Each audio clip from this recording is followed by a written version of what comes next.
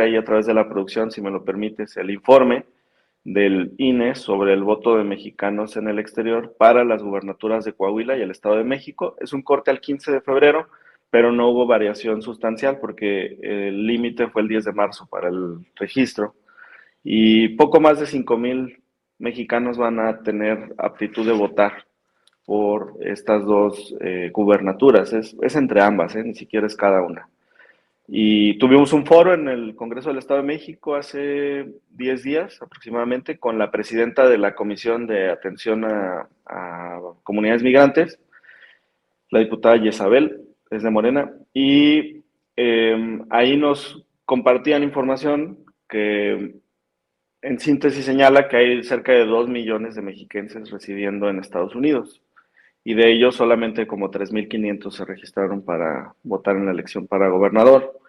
Y en Coahuila, donde se calcula que puede haber 300,000 coahuilenses en el exterior, solamente se registraron 1,500. Entonces es una proporción pues muy pequeña.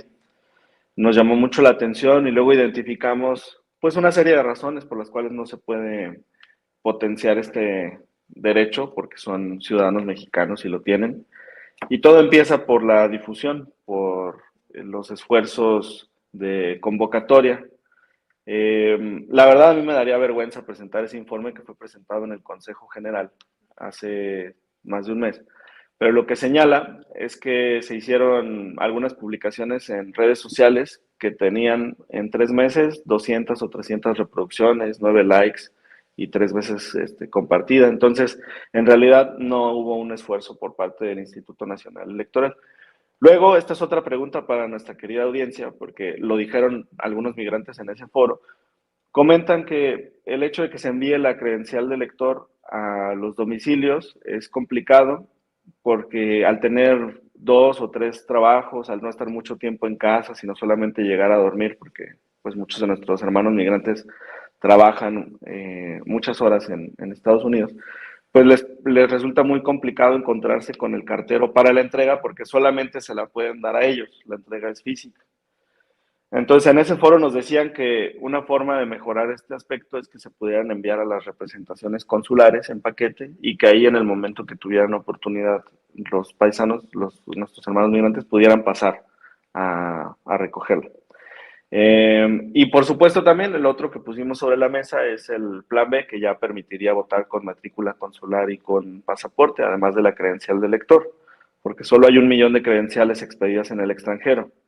Pero ya al sumar las matrículas y los pasaportes, pues podríamos pasar fácilmente a 10 millones de votantes potenciales. Y eso es muy importante a pocos meses de la elección de 2024, a 14 meses de la elección de 2024, Antonio.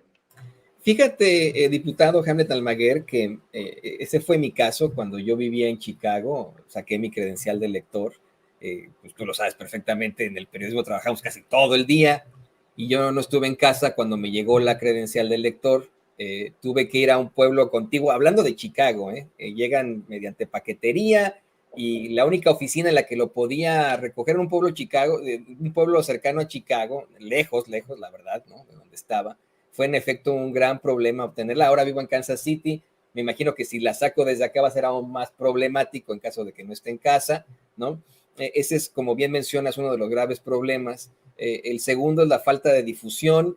A mí me duele muchísimo el reconocer que no nos hemos convertido pues, en una fuerza participativa. Pero, insisto, no creo que se deba a la falta de la intención del mexicano acá. El mexicano acá está muy politizado y verdaderamente quiere participar. Es la falta de difusión.